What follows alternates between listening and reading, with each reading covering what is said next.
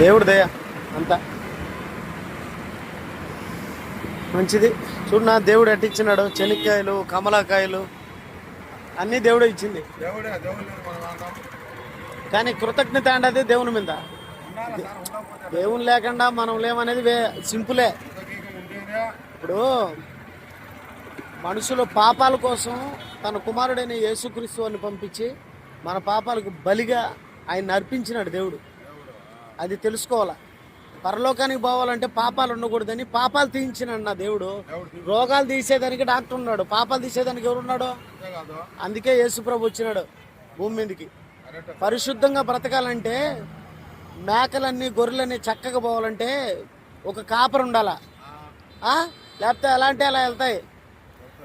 అందుకే యేసుప్రభు కాపరిగా మనందరికీ గొర్రెల్లో ఏడ తోవ తప్పిపోదామని చెప్పి కాపరిలో ఉన్నాడు. మూడోది, చచ్చిపోతే దిక్కెవరు? నువ్వు చెనిక్కాయలు అమ్మి అమ్మి అమ్మి డబ్బు సంపాదించి నీ పిల్లలకు మీ వాళ్లకు అందరూ పెట్టేసిపోయినావు. మనం చనిపోతే ఏ పిల్లోడు వచ్చి, ఏ అమ్మ వచ్చి, ఏ అక్క వచ్చి, ఏ భార్య వచ్చి బతికిస్తుంది? మరి బతికిచ్చేది ఎవరు? మరి ఆయన బతికించాలంటే ఇప్పుడే ఆయన నమ్మాలి కదా.